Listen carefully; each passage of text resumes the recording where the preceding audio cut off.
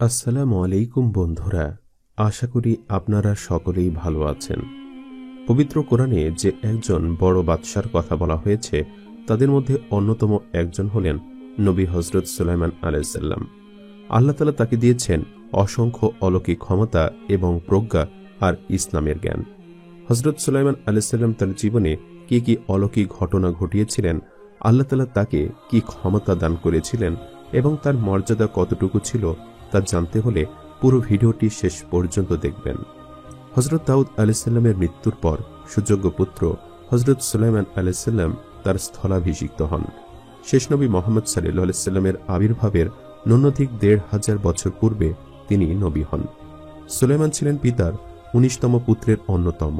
আল্লাহ পাক তাকে জ্ঞানে, প্রজ্ঞায় ও নবুয়তের সম্পদে সমৃদ্ধ করেন।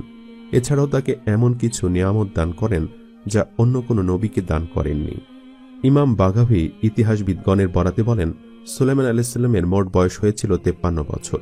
১৩ বছর বয়সে রাজকার্য হাতে নেন এবং শাসনের ৪র্থ বছরে বাইতুল মুকাদ্দাসের নির্মাণ কাজ শুরু করেন। তিনি ৪০ বছরকাল রাজত্ব করেন। তবে তিনি কত বছর বয়সে নবী হয়েছিলেন সে বিষয়ে কিছু জানা যায় না। শাম ও ইরাক অঞ্চলে পিতার রেখে যাওয়া রাজ্যে তিনি বাদশাহ ছিলেন। তার রাজ্য তৎকালীন বিশ্বের সবচেয়ে সুখী ও শক্তিশালী রাজ্য ছিল। কুরআনে তার সম্পর্কে ৬০টি সূরায় ৫১টি আয়াতে বর্ণিত হয়েছে। বাল্যকালে সুলাইমান আলাইহিসসালাম কেমন ছিলেন? আল্লাহ পাক হযরত সুলাইমান আলাইহিসসালামকে তার বাল্যকালেই গভীর প্রজ্ঞা ও দূরদৃষ্টি দান করেছিলেন। ছাগপালের মালিক ও শস্যক্ষেতের মালিকের মধ্যে পিতা হযরত দাউদ আলাইহিসসালাম যেভাবে বিরোধ মীমাংসা করেছিলেন, বালক সুলাইমান তার চাইতে উত্তম ফয়সালা পেশ করেছিলেন। ফলে হযরত দাউদ আলাইহিসসালাম নিজের পূর্বের রায় বাতিল করে পুত্রের দেওয়া প্রস্তাব গ্রহণ করেন ও সে মোতাবেক রায় দান করেন।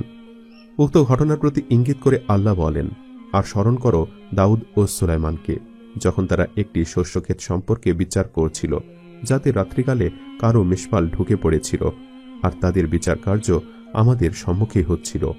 অতঃপর আমরা সুলাইমানকে মোকদ্দমাটির ফয়সালা বুঝিয়ে দিলাম এবং আমি উভয়কে প্রজ্ঞা ও জ্ঞান দান করেছিলাম। সূরা আম্বিয়া আয়াত ৭৮-৭৯। ছোটবেলা থেকে জ্ঞান ও প্রজ্ঞায় ভূষিত সুলাইমানকে পরবর্তীতে যথার্থভাবেই পিতার সিংহাসনের উত্তরাধিকারী করা হয়। এ ব্যাপারে আল্লাহ বলেন, সুলাইমান দাউদের উত্তরাধিকারী হয়েছিলেন। সূরা আল-নামল আয়াত ১৬। আল্লাহ তার ব্যাপারে কোরআনে আরো বলেন, আমি দাউদের জন্য সুলাইমানকে দান করেছিলাম, কতই না সুন্দর বান্দা সে, এবং সে ছিল আমার প্রতি সদা প্রত্যাবর্তনশীল। সূরা ৩০। হযরত সুলাইমান আলাইহিসসালামের ব্যাপারে একটি ঘটনা হাদিসে বর্ণিত হয়েছে। সেখানে বলা হয়, দুজন মহিলার ২টি বাচ্চা ছিল। একদিন নেকড়ে বাঘ এসে একটি বাচ্চাকে নিয়ে যায়। তখন প্রত্যেকে বলল যে, তোমার বাচ্চা নিয়ে গেছে, যেটি আছে ওটি আমার বাচ্চা। বিষয়টি ফয়সালার জন্য ২ মহিলা খলিফা দাউদের কাছে এলো।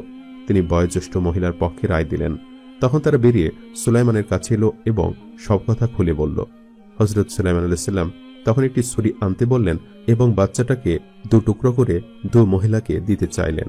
তখন বয়োকনিষ্ঠ মহিলাটি বলল, ইয়ার হামকুল্লাহ, আল্লাহ আপনাকে অনুগ্রহ করুন, বাচ্চাটি ওই মহিলার। তখন সুলাইমান কনিষ্ঠ মহিলার পক্ষে রায় দিলেন। সুলাইমানের বৈশিষ্ট্য ছিল অত্যন্ত প্রশংসনীয়। মহান রাব্বুল আলামিন তাকে যেমন রাজত্ব দান করেছিলেন, তেমন দিয়েছিলেন অনেক ক্ষমতা। দাউদ আলাইহিসসালামের ন্যায় সুলাইমান আলাইহিসসালামকেও আল্লাহ বিশেষ কিছু বৈশিষ্ট্য দান করেছিলেন, যা আর কাউকে দান করেননি।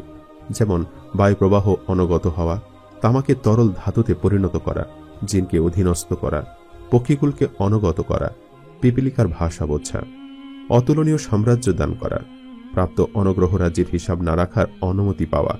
বায়ু প্রবাহকে তার অনগত করে দেওয়া হয়েছিল। তার হুকুম মতো বায়ু তাকে তার ইচ্ছা মতো স্থানে বহন করে নিয়ে যেত। তিনি সদল বলে বায়ুর পিঠে নিজ সিংহাসনে সওয়ার হয়ে ২ মাসের পথ একদিনে পৌঁছে যেতেন। এ বিষয়ে আল্লাহ রাব্বুল আলামিন পবিত্র কোরআনে বলেন, এবং আমি সুলাইমানের অধীন করে দিয়েছিলাম বায়ুকে, যা সকালে ১ মাসের পথ ও বিকালে ১ মাসের পথ অতিক্রম করে। সূরা সাবা আয়াত ১২। তামার ন্যায় শক্ত পদার্থকে আল্লাহ সুলাইমান আলাইহিসসালামের জন্য তরল ধাতুতে পরিণত করেছিলেন। আল্লাহ বলেন, আমি তার জন্য গলিত তামার একটি ঝর্ণা প্রবাহিত করেছিলাম। সূরা সাবা আয়াত ১২। এর দ্বারা বোঝা যায় যে ওই গলিত ধাতু উত্তপ্ত ছিল না, বরং তা দিয়ে অতি সহজে পাত্রাদি তৈরি করা যেত। সুলাইমানের পর থেকে তামা গলিয়ে পাত্রাদি তৈরি করা শুরু হয় বলে বিভিন্ন রেওয়াতে বর্ণনা পাওয়া যায়। পিতা দাউদের জন্য ছিল লোহা গলানোর মুজিজা এবং পুত্র সুলাইমানের জন্য ছিল তামা গলানোর মুজিজা। আর এজন্য আয়াতে শেষে আল্লাহ বলেন, হে দাউদ পরিবার, কৃতজ্ঞতা সহকারে তোমরা কাজ করে যাও, বস্তুত আমার বান্দাদের মধ্যে অল্প সংখ্যকই কৃতজ্ঞ। সূরা সাবা আয়াত 13। আল্লাহ তাআলা বায়ুর পাশাপাশি সমগ্র জিনকুলকে তার অধীনস্থ করে দিয়েছিলেন, অর্থাৎ সে সময় পৃথিবীতে যত অদৃশ্য জিন ছিল তারা প্রত্যেকেই সুলাইমান আলাইহিসসালামের আদেশ পালন করত।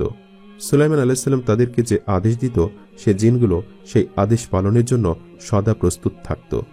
পৃথিবীর কোনো নবীকে এখনো পর্যন্ত এই ক্ষমতা দেওয়া হয়নি, কিন্তু হযরত সুলাইমান আলাইহিসসালামকে আল্লাহ তাআলা সে ক্ষমতা দান করেছিলেন।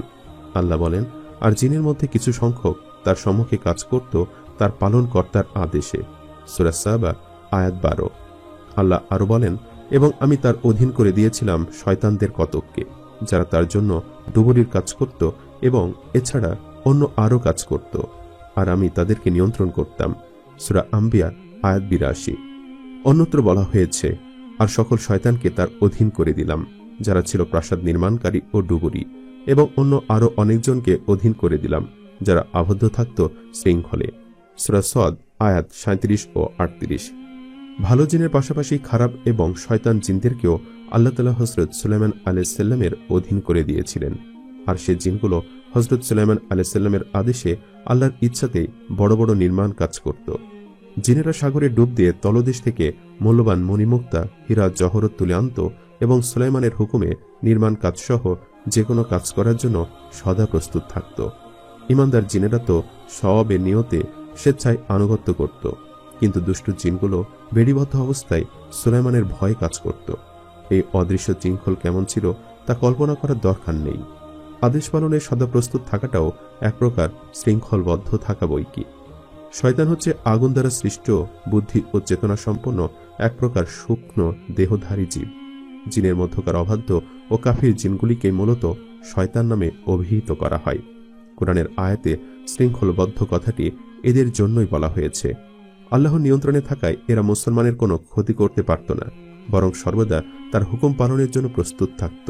তাদের বিভিন্ন কাজের মধ্যে আল্লাহ নিজে কয়েকটি কাজের কথা উল্লেখ করেছেন।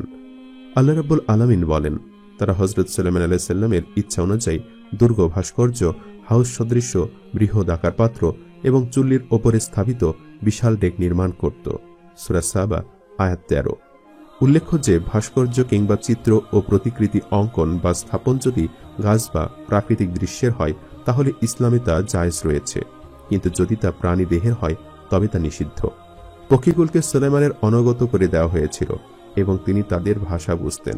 যেমন আল্লাহ বলেন, সুলাইমান দাউদের উত্তরাধিকারী হয়েছিল এবং বলেছিল, হে লোক সকল, আমাদেরকে পক্ষীকুলের ভাষা শিক্ষা দেওয়া হয়েছে এবং আমাদেরকে সব কিছু দেওয়া হয়েছে।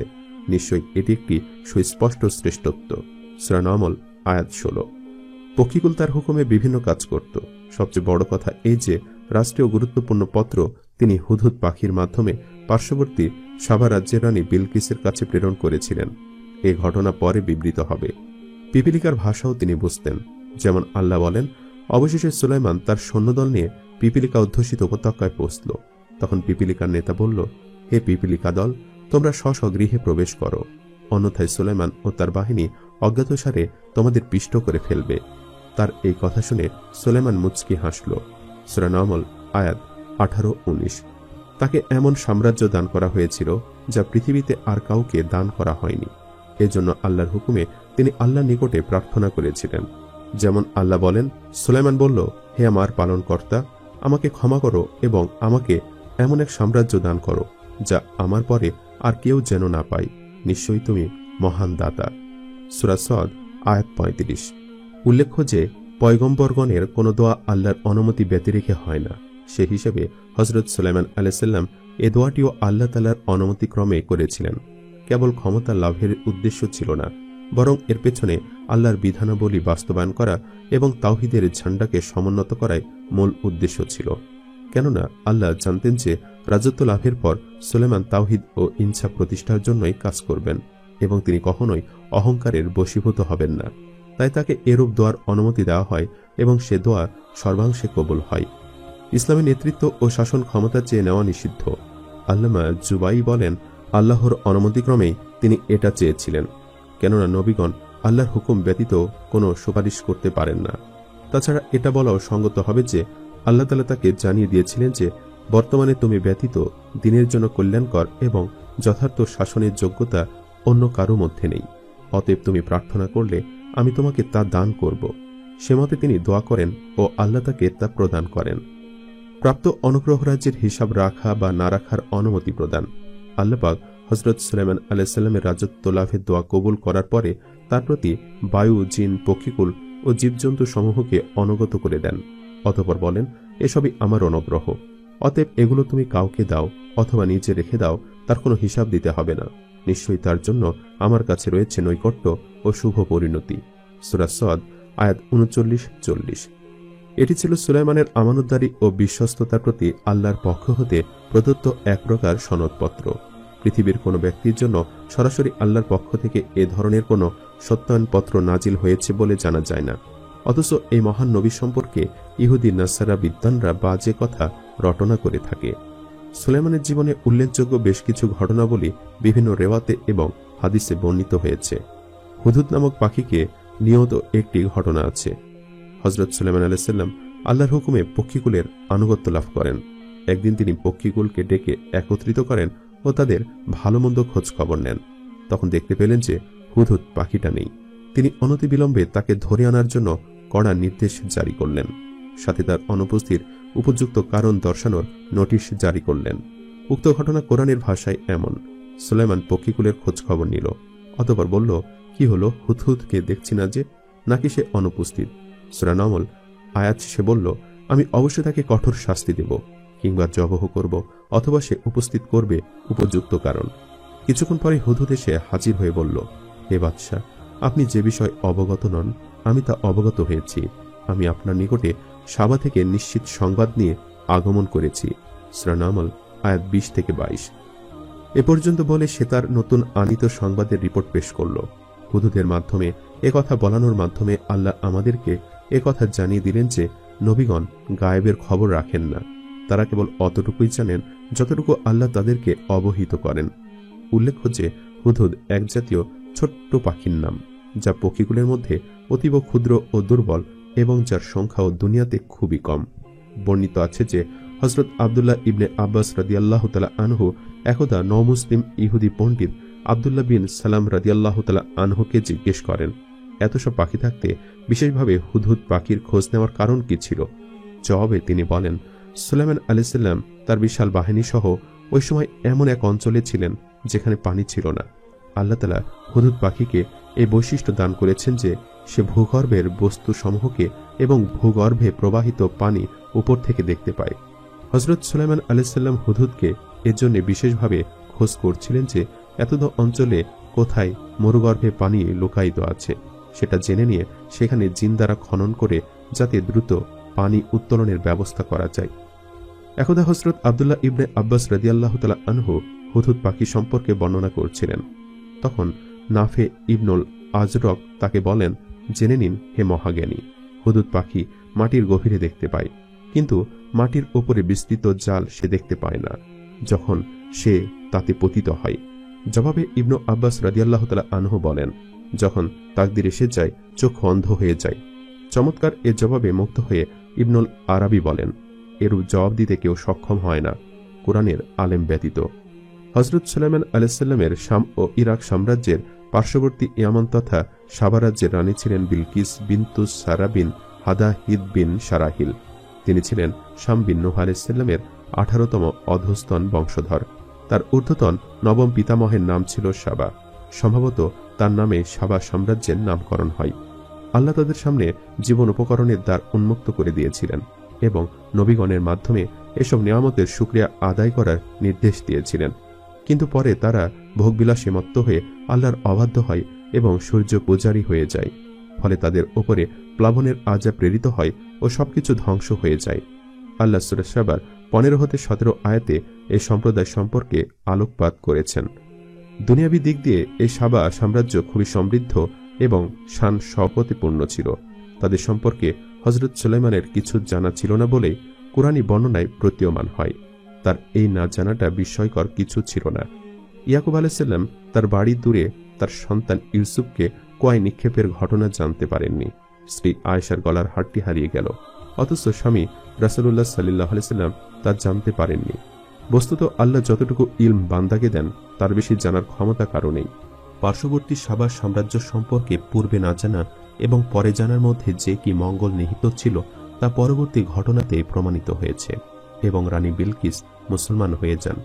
বস্তুত হুদহুদ পাখি তাদের সম্পর্কে হযরত সুলাইমানের নিকটে এসে প্রথম খবর দেয়। তার বর্ণিত প্রতিবেদনটি ছিল কোরআনের ভাষায় এমন: আমি এক মহিলাকে সাবাবাসীদের উপরে রাজত্ব করতে দেখেছি। তাকে সবকিছুই দেওয়া হয়েছে এবং তার একটা বিরাট সিংহাসন আছে। আমি তাকে ও তার সম্প্রদায়কে দেখলাম তারা আল্লাহর পরিবর্তে সূর্যকে সিজদা করছে। শয়তান তাদের দৃষ্টিতে তাদের কার্যাবলীকে সুশোভিত করেছে, অতঃপর তাদেরকে সত্য পথ থেকে নিবৃত করেছে, ফলে তারা সঠিক পথ প্রাপ্ত হয় না। সূরা নামল আয়াত 23 ও 24। এরপর সুলাইমান বলল, এখন আমরা দেখব তুমি সত্য বলছো না তুমি মিথ্যাবাদীদের একজন। তুমি আমার এই পত্র নিয়ে যাও এবং এটা তাদের কাছে অর্পণ করো, অথবা তাদের কাছ থেকে সরে পড়ো এবং দেখো তারা কি জবাব দেয়। বিলকিস বলল, হে সভাসদবর্গ, আমাকে একটি মহিমান্বিত পত্র দেওয়া হয়েছে। সেই পত্র সুলাইমানের পক্ষ হতে এবং তা হলো এই: করুণাময় কৃপা নিধান আল্লাহর নামে শুরু করছি। আমার মোকাবেলায় তোমরা শক্তি প্রদর্শন করো না এবং বশ্যতা স্বীকার করে আমার নিকটে উপস্থিত হও। বিলকিস বলল, হে আমার পরিষদবর্গ, আমাকে আমার কাজে পরামর্শ দিন। আপনাদের উপস্থিতি ব্যতি রেখে আমি কোনো কাজে সিদ্ধান্ত গ্রহণ করি না। তারা বলল, আমরা শক্তিশালী এবং কঠোর যোদ্ধা। এখন সিদ্ধান্ত আপনার হাতে, অতএব ভেবে দেখুন আপনি আমাদের কি আদেশ করবেন। রানী বলল, রাজা বাদশারা যখন কোনো জনপদে প্রবেশ করে তখন তাকে বিপর্যস্ত করে দেয় এবং সেখানকার সম্ভ্রান্ত লোকদের অপদস্থ করে। তারাও এরূপ করবে। অতএব আমি তার নিকটে কিছু উপঢৌকন পাঠাই, দেখি প্রেরিত লোকেরা কি জবাব নিয়ে আসে। অতঃপর যখন দূত সুলাইমানের কাছে আগমন করল তখন সুলাইমান বলল, তোমরা কি ধন সম্পদ দ্বারা আমাকে সাহায্য করতে চাও? আল্লাহ আমাকে যা দিয়েছেন তা তোমাদের দেওয়া বস্তু থেকে অনেক উত্তম। বরং তোমরাই তোমাদের উপঢৌকন নিয়ে সুখে থাকো, ফিরে যাও তাদের কাছে। এখন অবশ্যই আমরা তাদের বিরুদ্ধে সেনাবাহিনী সহ আগমন করব, যার মোকাবেলা করার শক্তি তাদের নেই। আমরা অবশ্যই তাদেরকে অপদস্থ করে সেখান থেকে বহিষ্কার করব এবং তারা হবে লাঞ্ছিত। অতঃপর সুলাইমান বলল, হে আমার পরিষদবর্গ, তারা আত্মসমর্পণ করে আমার কাছে আসার পূর্বে কে আছো বিলকিসের সিংহাসন আমাকে এনে দেবে? জনৈক দত্ত জিন বলল, আপনি আপনার স্থান থেকে ওঠার পূর্বে আমি তা এনে দেব এবং আমি এ কাজে শক্তিমান ও বিশ্বস্ত। কিতাবের জ্ঞান যার ছিল সে বলল, তোমার চোখের পলক ফেলার পূর্বে আমি তা এনে দিব।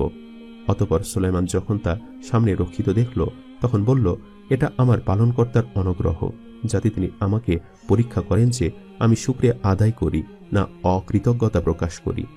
যে ব্যক্তি কৃতজ্ঞতা প্রকাশ করে সে নিজের কল্যাণের জন্য তা করে থাকে, এবং যে অকৃতজ্ঞতা প্রকাশ করে সে জানুক যে আমার পালনকর্তা অভাবমুক্ত ও কৃপাময়।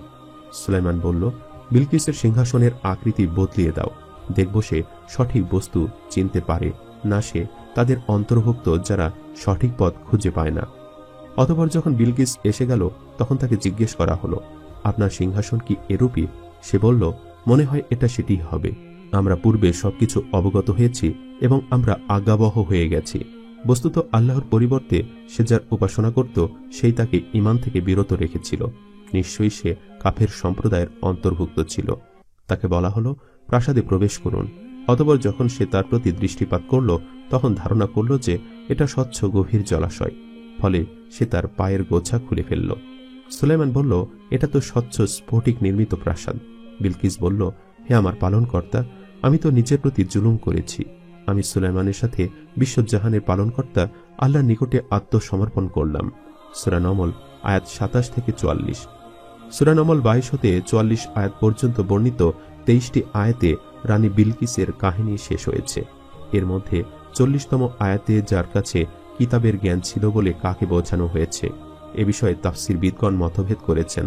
তার মধ্যে প্রবল মত হল এই যে তিনি ছিলেন স্বয়ং হযরত সুলাইমান আলাইহিস সালাম, কেননা আল্লাহর কিতাবের সর্বাধিক জ্ঞান তারই ছিল। তিনি এর দ্বারা উপস্থিত জিন ও মানুষ পরিষদবর্গকে বুঝিয়ে দিলেন যে তোমাদের সাহায্য ছাড়াও আল্লাহ অন্যের মাধ্যমে অর্থাৎ ফেরেশতাদের মাধ্যমে আমাকে সাহায্য করে থাকেন, আর এটি হলো আমার পালনকর্তার অনুগ্রহ। সূরা নামল আয়াত 40। দ্বিতীয়ত, গোটা ব্যাপারটাই ছিল একটা মুজিজা এবং রানী বিলকিসকে আল্লাহর সর্বোচ্চ ক্ষমতা প্রদর্শন করাই ছিল তার উদ্দেশ্য।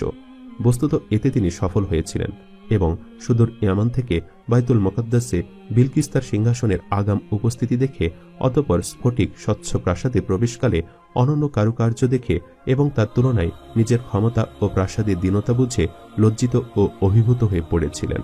অতঃপর তিনি আল্লাহর নিকটে আত্মসমর্পণ করে মুসলমান হয়ে যান। মূলত এটাই ছিল হযরত সুলাইমানের মূল উদ্দেশ্য, যা শতভাগ সফল হয়েছিল। এর পরবর্তী ঘটনা বলি, যা বিভিন্ন তাফসিরে বর্ণিত হয়েছে। যেমন, সুলাইমানের সাথে বিলকিসের বিবাহ হয়েছিল। সুলাইমান তার রাজত্ব বহাল রেখে তার স্ত্রী রানী বিলকিসকে ইয়েমেনে পাঠিয়ে দেন। প্রতি মাসে সুলাইমান একবার করে সেখানে যেতেন ও 3 দিন করে থাকতেন। তিনি সেখানে বিলকিসের জন্য 3টি নজিরবিহীন প্রাসাদ নির্মাণ করে দেন। পিতা দাউদের ন্যায় পুত্র হযরত সুলাইমান আলাইহিস সালামকে আল্লাহ বারবার পরীক্ষায় ফেলেছেন, তাকে সর্বদা আল্লাহর দিকে প্রত্যাবর্তনশীল রাখার জন্য। ফলে তার জীবনের এক একটি পরীক্ষা এক একটি ঘটনার জন্ম দিয়েছে।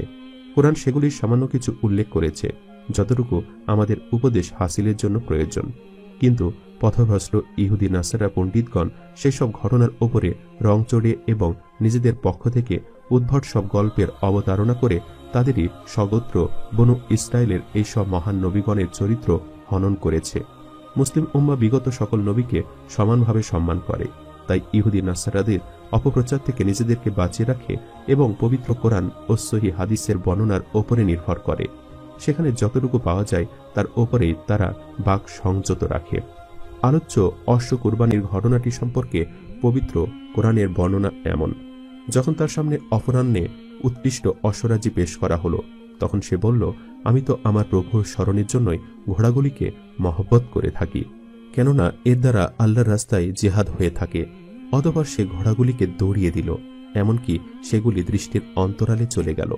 অতঃপর সে বলল, ঘোড়াগুলিকে আমার কাছে ফিরিয়ে আনো। অতঃপর সে তাদের গলায় ও পায়ে আদর করে হাত বোলাতে লাগল। সূরা সাদ আয়াত 31 থেকে 33। এই তর্জমাটি ইবনু আব্বাস রাদিয়াল্লাহু তাআলা আনহু-এর ব্যাখ্যার অনুসরণে ইবনু জারিরের গৃহীত ব্যাখ্যার অনুকূলে করা হয়েছে।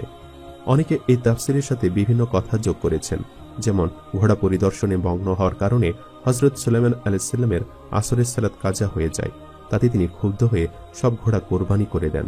কেউ বলেছেন তিনি আল্লাহর নিকটে সূর্যকে ফিরিয়ে দেবার আবেদন করেন, সে মতে সূর্যকে ফিরিয়ে দেওয়া হয় এবং তিনি আসরের সালাত আদায় করে নেন। তারপর সূর্য অস্তমিত হয়।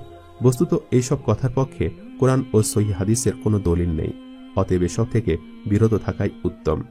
সিংহাসনের ওপরে একটি নিষ্প্রাণ দেহ প্রাপ্তির ঘটনাও আছে।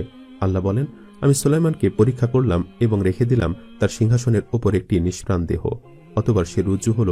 সূরা সাদ আয়াত 34। এ বিষয়ে কোরআনের বর্ণনা কেবল এতটুকুই।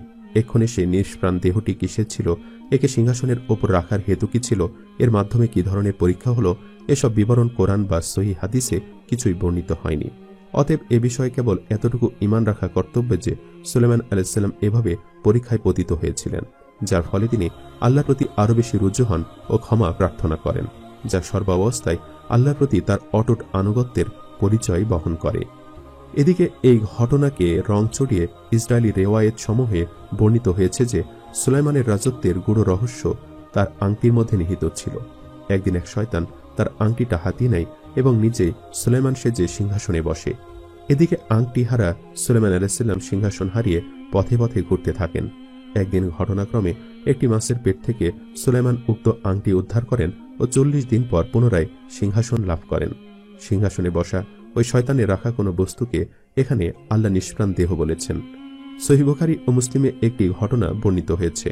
একবার হযরত সুলাইমান আলাইহিস সালাম এ মনোভাব ব্যক্ত করলেন যে, রাত্রিতে আমি সকল স্ত্রীর সঙ্গে মিলিত হব, যাতে প্রত্যেকের গর্ভ থেকে একটি করে পুত্র সন্তান জন্মগ্রহণ করে ও পরে তারা আল্লাহর পথে ঘোর সওয়ার হয়ে জিহাদ করবে। কিন্তু এ সময় তিনি ইনশাআল্লাহ বলতে ভুলে গেলেন। নবীর এ ত্রুটি আল্লাহ পছন্দ করলেন না। ফলে মাত্র একজন স্ত্রীর গর্ভ থেকে একটি অপূর্ণাঙ্গ ও মৃত শিশু ভূমিষ্ঠ হল। এর দ্বারা বোঝানো হয়েছে যে সুলাইমান বিশ্বের সর্বাধিক ক্ষমতা সম্পন্ন বাদশাহ হলেও এবং জিন, বায়ু, পক্ষীকুল ও সকল জীবজন্তু তার হুকুম বরদার হলেও আল্লাহর ইচ্ছা ব্যতীত তার কিছুই করার ক্ষমতা ছিল না। অতএব তার ইনশাআল্লাহ বলতে ভুলে যাওয়াটা ছোটখাটো কোনো অপরাধ নয়। এই ঘটনায় এটাও স্পষ্ট হয় যে যারা যত বড় পদাধিকারী হবেন তাদের তত বেশি আল্লাহর অনুগত হতে হবে এবং সর্বাবস্থায় সকল কাজে আল্লাহর সাহায্য প্রার্থনা করতে হবে, সর্বদা বিনীত হয়ে চলতে হবে এবং কোনো অবস্থাতেই অহংকার করা চলবে না। অনেক তাফসিরবিদ সূরা সদের 34 আয়াতে বর্ণিত সিংহাসনের উপরে নিষ্প্রাণ দেহ রাখার ঘটনার সাথে কিছুটা সাদৃশ্য দেখে সহিহ বুখারীতে বর্ণিত এই ঘটনাকে উক্ত আয়াতের তাফসির হিসাবে সাব্যস্ত করেছেন। তারা বলেন যে সিংহাসনে নিষ্প্রাণ দেহ রাখার অর্থ এই যে সুলাইমান আলাইহিস সালামের জনৈক চাকর উক্ত মৃত সন্তানকে এনে তার সিংহাসনে রেখে দেয়। এতে সুলাইমান আলাইহিস সালাম বুঝে নেন যে এটা তার ইনশাআল্লাহ না বলার ফল। সেমতে তিনি আল্লাহর দিকে রুজু হলেন ও ক্ষমা প্রার্থনা করলেন। ইমাম রাজিও আরেকটি তাফসির করেছেন যে সুলাইমান আলাইহিস সালাম একবার গুরুতর অসুস্থ হয়ে এমন দুর্বল হয়ে পড়েন যে সিংহাসনে বসালে তাকে নিষ্প্রাণ দেহ বলে মনে হতো। পরে সুস্থ হলে তিনি আল্লাহর দিকে রুজু হন। সুলাইমান আলাইহিস সালামের রাজত্বকালে বেঈমান জিনেরা লোকদের ধোঁকা দিত এই বলে যে সুলাইমান জাদুর জোরে সবকিছু করেন, তিনি কোনো নবী নন। শয়তানদের ভেলকিবাজিতে বহু লোক বিভ্রান্ত হচ্ছিল। এমনকি শেষ নবী মুহাম্মদ সাল্লাল্লাহু আলাইহি সাল্লামের সময়ও যখন তিনি হযরত সুলাইমান আলাইহিস সালামের প্রশংসা করেন তখন ইহুদি নেতারা বলেছিল, আশ্চর্যের বিষয় যে মুহাম্মদ সুলাইমানকে নবীদের মধ্যে শামিল করে হক ও বাতিলের মধ্যে সংমিশ্রণ ঘটাচ্ছেন, অথচ তিনি ছিলেন একজন জাদুকর মাত্র। কেননা স্বাভাবিকভাবে কোনো মানুষ কি বায়ুর পিঠে সওয়ার হয়ে চলতে পারে? এখনই সুলাইমান আলাইহিস সালাম যে সত্য নবী, তিনি যে জাদুকর নন, জনগণকে সেটা বুঝিয়ে দেওয়ার জন্য এবং নবীগণের মুজিজা ও শয়তানদের জাদুর মধ্যে পার্থক্য বোঝাবার জন্য আল্লাহ পাক হারুত ও মারুত নামে দুজন ফেরেশতাকে বাবেল শহরে মানুষের বেশে পাঠিয়ে দেন। বাবেল হল ইরাকের একটি প্রাচীন নগরী, যা ওই সময় জাদুবিদ্যার কেন্দ্র ছিল। ফেরেশতাদ্বয় সেখানে এসে জাদুর স্বরূপ ও ভেলকিবাজি সম্পর্কে জনগণকে অবহিত করতে থাকেন এবং জাদুকরদের অনুসরণ থেকে বিরত হয়ে যেন সবাই সুলাইমানের নবুয়তের অনুসারী হয় সে কথা বলতে লাগলেন। জাদু ও মুজিজার পার্থক্য এই যে জাদু প্রাকৃতিক কারণের অধীন, কারণ ব্যতীত জাদু সংঘটিত হয় না, কিন্তু দর্শক সে কারণ সম্পর্কে অবহিত থাকে না বলেই তাতে বিভ্রান্ত হয়, এমনকি কুফরিতে লিপ্ত হয় এবং ওই জাদুকরকেই সকল ক্ষমতার মালিক বলে ধারণা করতে থাকে। আজকের যুগে ভিডিও চিত্রসহ হাজার মাইল দূরের ভাষণ ঘরে বসে শুনে এবং দেখে যে কোনো অজ্ঞ লোকেরার পক্ষে নিঃসন্দেহে বিভ্রান্তিতে পড়া স্বাভাবিক। তেমনি সে যুগেও জাদুকরদের বিভিন্ন অলৌকিক বস্তু দেখে অজ্ঞ মানুষ বিভ্রান্তিতে পড়ত। পক্ষান্তরে মুজিজা কোনো প্রাকৃতিক কারণের অধীন নয়, বরং তা সরাসরি আল্লাহর নির্দেশে সম্পাদিত হয়। নবী ব্যতীত আল্লাহর প্রিয় বান্দাদের প্রতি তার কারামত বা সম্মান প্রদর্শনের বিষয়টিও একইভাবে সম্পাদিত হয়। এতে প্রাকৃতিক কারণের যেমন কোনো সম্পৃক্ততা নেই, তেমনি সম্মানিত ব্যক্তির নিজস্ব কোনো ক্ষমতা বা হাত নেই। উভয় বস্তুর পার্থক্য বোঝার সহজ উপায় এই যে মুজিজা কেবল নবীগণের মাধ্যমে প্রকাশিত হয়, যারা আল্লাহভীতি, উন্নত চরিত্র মাধুর্য এবং পবিত্র জীবন যাপন সহ সকল মানবিক গুণে সর্বকালে সকলের আদর্শ স্থানীয় হন। আর নবী ও অলিগণের মধ্যে পার্থক্য এই যে নবীগণ প্রকাশ্যে নবুয়তের দাবি করে থাকেন, কিন্তু অলিগণ কখনোই নিজেকে অলি বলে দাবি করেন না। অলিগণ সাধারণভাবে নেককার মানুষ, কিন্তু নবীগণ আল্লাহর বিশেষভাবে নির্বাচিত বান্দা, যাদেরকে তিনি নবুয়তের গুরু দায়িত্ব অর্পণ করে থাকেন। নবীগণের মুজিজা প্রকাশ্যে তাদের নিজস্ব কোনো ক্ষমতা বা কৃতিত্ব নেই। পক্ষান্তরে দুষ্ট লোকেরা জাদুবিদ্যা শিখে ও তার মাধ্যমে নিজেদের দুনিয়া হাসিল করে থাকে। উভয়ের চরিত্র জনগণের মাঝে পরিষ্কারভাবে পার্থক্য সৃষ্টি করে। বস্তুত সুলাইমান আলাইহিস সালামের নবুয়তের সমর্থনেই আল্লাহ তার বিশেষ অনুগ্রহে হারুত ও মারুত ফেরেশতাদ্বয়কে বাবেল শহরে পাঠিয়েছিলেন। এ সম্পর্কে আল্লাহ বলেন, ইহুদি নাসরাগণ ওইসবের অনুসরণ করে থাকে যা সুলাইমানের রাজত্বকালে শয়তানরা আবৃত্তি করত। অথচ সুলাইমান কুফরি করেননি, বরং শয়তানরাই কুফরি করেছিল। তারা মানুষকে জাদু বিদ্যা শিক্ষা দিত এবং বাবেল শহরে হারুত ও মারুত দুই ফেরেশতার উপরে যা নাজিল হয়েছিল তা শিক্ষা দিত। বস্তুত তারা অর্থাৎ হারুত মারুত উভয়ে এ কথা না বলে কাউকে শিক্ষা দিত না যে আমরা এসেছি পরীক্ষা স্বরূপ, কাজে তুমি জাদু শিখে কাফির হইও না। কিন্তু তারা তাদের কাছ থেকে এমন জাদু শিখত যার দ্বারা স্বামী স্ত্রীর মধ্যে বিচ্ছেদ ঘটে, অথচ আল্লাহর আদেশ ব্যতীত তা দ্বারা তারা কারো ক্ষতি করতে পারত না। লোকেরা তাদের কাছে শিখত ওইসব বস্তু যা তাদের ক্ষতি করে এবং তাদের কোনো উপকার করে না। তারা ভালোভাবে জানে যে যে কেউ জাদু অবলম্বন করবে তার জন্য আখিরাতে কোনো অংশ নেই। যার বিনিময়ে তারা আত্মবিক্রয় করেছে তা খুবই মন্দ। যদি তারা জানত, যদি তারা ঈমান আনত ও আল্লাহ ভীরু হতো, তবে আল্লাহর কাছ থেকে উত্তম প্রতিদান পেত। যদি তারা জানত। বলা বাহুল্য, সুলাইমান আলাইহিসসালামকে জিন, বায়ু, পক্ষীকুল ও জীবজন্তুর উপরে একচ্ছত্র ক্ষমতা দান করা ছিল আল্লাহর এক মহাপরীক্ষা। শয়তান ও তাদের অনুসারী দুষ্ট লোকেরা সর্বদা এটাকে বস্তুবাদী দৃষ্টিতে দেখেছে এবং যুক্তিবাদের ধূম্রজালে পড়ে পথ হারিয়েছে। অথচ আল্লাহ নবী সুলাইমান আলাইহিসসালাম সর্বদা আল্লাহর নিয়ামতের শুকরিয়া আদায় করেছেন।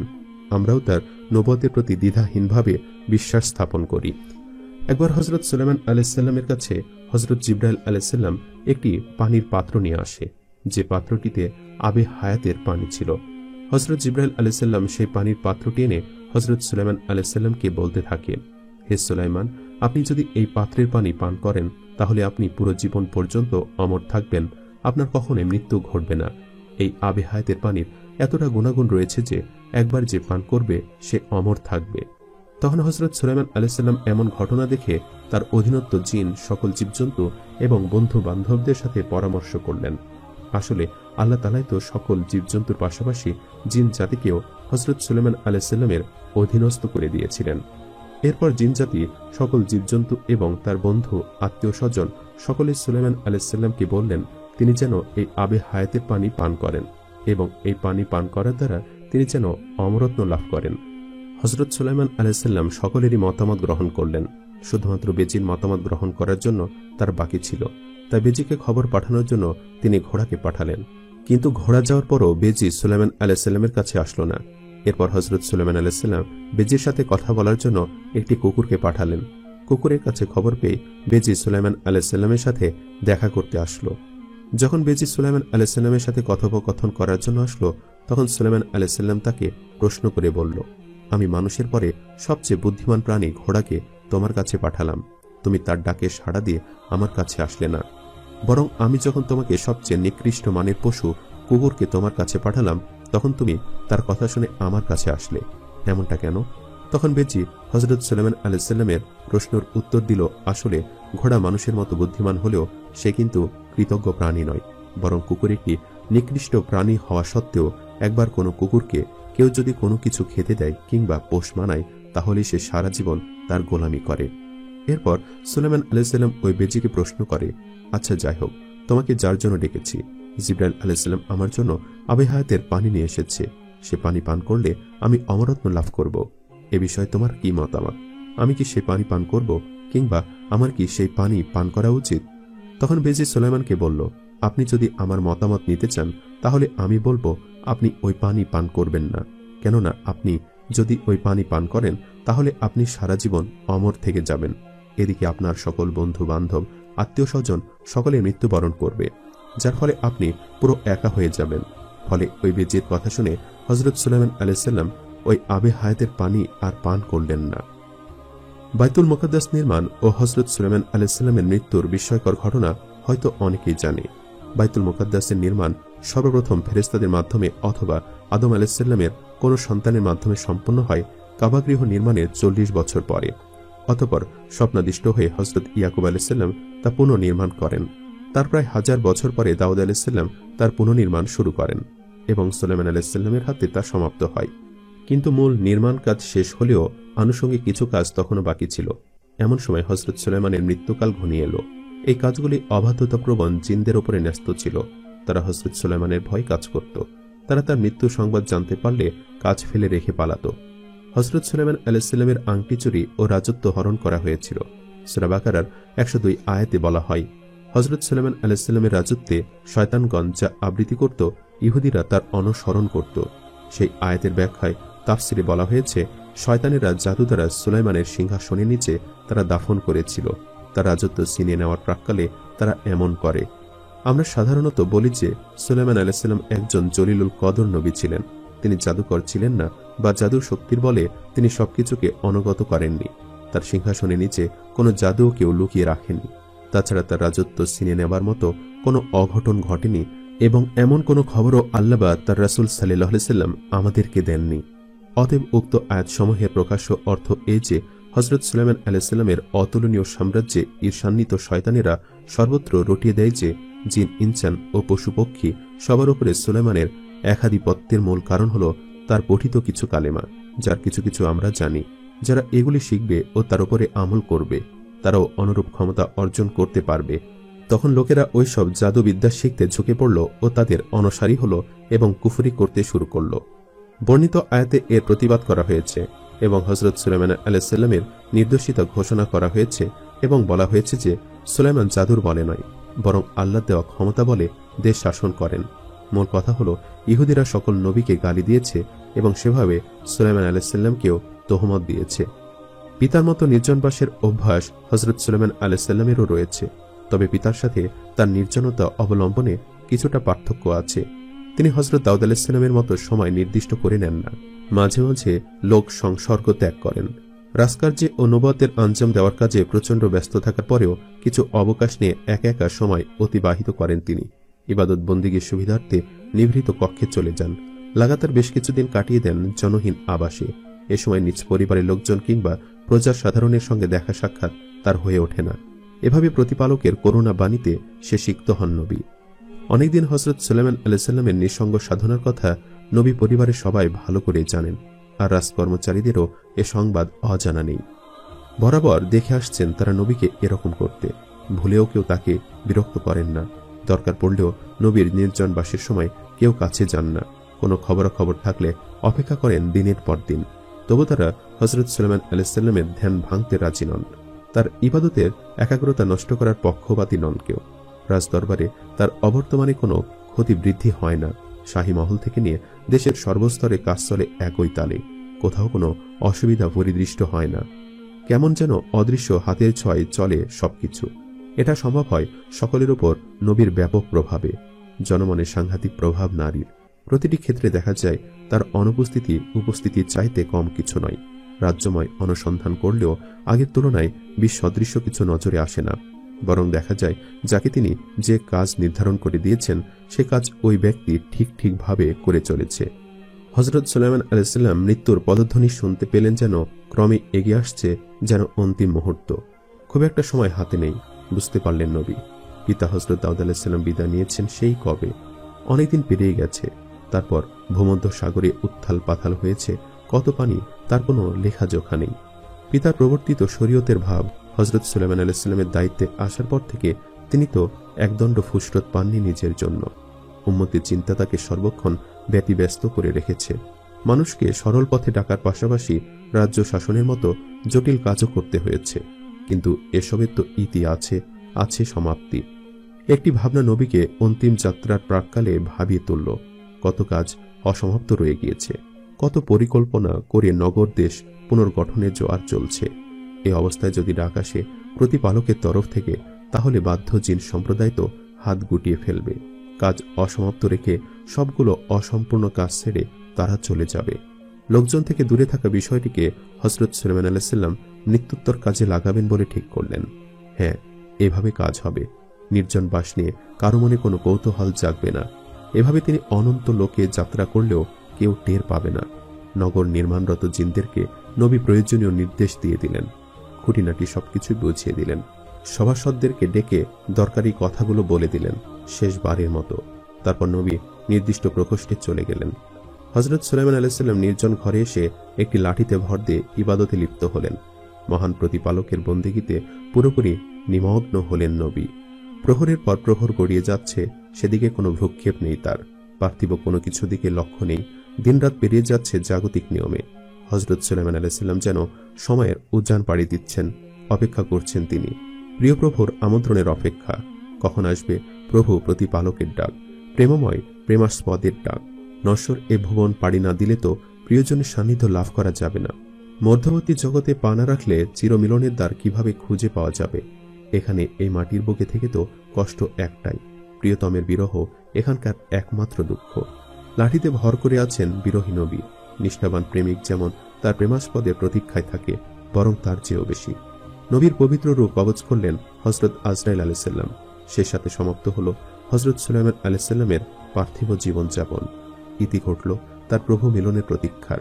স্থির হয়ে রইল তারপরও নবীর দেহ। লাঠির প্রভাবে তার দেহ থাকল অনড়। দেখলে বোঝা যায় না তিনি আর এ জগতে নেই। এভাবেই রইলেন তিনি। কেটে গেল এরই মধ্যে বেশ কিছুদিন। নবীর নিষ্পন্দ দেহ তবু রইল অবিকৃত, যেন জীবিত ব্যক্তি একাগ্র সাধনায় নিয়োজিত রয়েছেন। মৃত্যুর পর স্বাভাবিকভাবে সাধারণ মানুষের শরীরে পচন ধরে। সে পচনক্রিয়া মানব দেহকে করে বিকৃত। কয়েকদিনের মধ্যেই পচে গলে একাকার অবস্থার সৃষ্টি হয়। কিন্তু এ অবস্থা নবীদের কখনোই হয় না। তাদের পবিত্র দেহে পচনক্রিয়া সংঘটিত হয় না। চিরকালের জন্য তাদের শরীর থাকে অপরিবর্তিত। পরিবর্তনের সামান্যতম ছোঁয়াও সেখানে থাকে অনুপস্থিত। তাদের দেহ মাটির জন্য হারাম করে দেওয়া হয়েছে। এদিকে কর্মরত জিনরা ব্যস্ত। নিবিষ্ট মনে তারা হযরত সুলাইমান আলাইহিসসালামের আদেশকৃত কাজ করে চলেছে। জানা নেই তাদের এরই মাঝে নবী পরলোকে যাত্রা করেছেন। জিনরা তাকে জীবিত ভেবে কাজ করতে থাকে এক নাগাড়ে। প্রচণ্ড খাটাখাটনি করে জিন সম্প্রদায় তাদের নির্মাণাধীন কাজ শেষ করল। নিজেদের কাজ দেখে সন্তোষ প্রকাশ করল তারা। যাক, এতদিনে কাজ সমাপ্ত হলো। এবার হযরত সুলাইমান আলাইহিসসালামের খোঁজ নেওয়া দরকার। তাকে এ সংবাদ দিতে হবে। হযরত সুলাইমান আলাইহিসসালামের ভারসাম্য রক্ষাকারী লাঠিতে ঘুণ পোকা ধরল। ধীরে ধীরে পোকাগুলো লাঠির দৃঢ়তা হ্রাস করতে লাগল। ফলে এটা ক্রমাগত ভঙ্গুর হয়ে পড়ছে। জরাজীর্ণ লাঠিটি একসময় শেষ অবস্থায় পৌঁছে গেল। এ সময় লোকজন নবীর নিভৃত কক্ষে প্রবেশ করল। কারণ নবী কখনো এত দীর্ঘ সময় নির্জন বাসে থাকেন না। ক্রমবর্ধমান কৌতূহল তাদেরকে হযরত সুলাইমান আলাইহিসসালামের খোঁজ নিতে উদ্যোগী করেছে। তারা তাদের আপনজন বাদশার কক্ষে ঢুকে বুঝতে পারল তার মৃত্যু অনেক আগেই হয়েছে। ঘুণ পোকার আগ্রাসনে লাঠির যে দশা হয়েছে তা দেখে একথা অনুমান করতে কারো বেগ পেতে হল না। হযরত সুলাইমান আলাইহিসসালামের ইন্তেকালের খবর লোকমুখে চতুর্দিকে ছড়িয়ে পড়ল। তাতে জিনদের জানতে আর বাকি রইল না যে নবী অনেক আগেই দুনিয়া ত্যাগ করেছেন। খবর জেনে তারা দুঃখে পরিতাপে একেবারে অস্থির হয়ে পড়ল। নবীর মৃত্যু সংবাদ পেয়ে জিনরা শোকাভিভূত হয়েছে তা নয়, তারা শুধু তাদের কাজগুলোকে পণ্ডশ্রম মনে করে হাহাকার করতে লাগল। যারা জিন জাতি ভূত ভবিষ্যৎ সবকিছু জানে বলে মন্তব্য করেন, তাদের ভ্রান্ত বিশ্বাসের মর্মস্থলে হানা দিয়ে জিন সম্প্রদায় আক্ষেপের সুরে বলে উঠল, কি ভালোই না হতো যদি আমরা গায়েবী বিদ্যা জানতাম, তাহলে এই কঠিন সমস্যায় পড়ে থাকতাম না। হযরত সুলাইমান আলাইহিসসালাম 53 বছর বেঁচে ছিলেন। তন্মধ্যে 40 বছর তিনি রাজত্ব করেন। তার মৃত্যুর পরে তার পুত্র রাহবাআম 17 বছর রাজত্ব করেন। অতঃপর বনু ইসরায়েলের রাজত্ব বিভক্ত হয়ে যায়। সুলাইমান মনসুরপুরীর হিসাব মতে শেষ নবী মুহাম্মদ সাল্লাল্লাহু আলাইহি ওয়াসাল্লামের আবির্ভাবে প্রায় 1546 বছর পূর্বে সুলাইমান আলাইহিসসালাম মৃত্যুবরণ করেন। আল্লাহ তাআলা এই মহান নবীর উসিলায় আমাদের উত্তম হেদায়েত দান করুক, আমিন। সম্মানিত দর্শক, এই ভিডিওটি আপনাদের কাছে কেমন লেগেছে তা আমাদের কমেন্ট করে অবশ্যই জানাবেন। আর সবাই আমাদের সাথেই থাকবেন। আজ তাহলে এই পর্যন্তই। আপনারা ভালো থাকবেন, সুস্থ থাকবেন। আল্লাহ হাফেজ।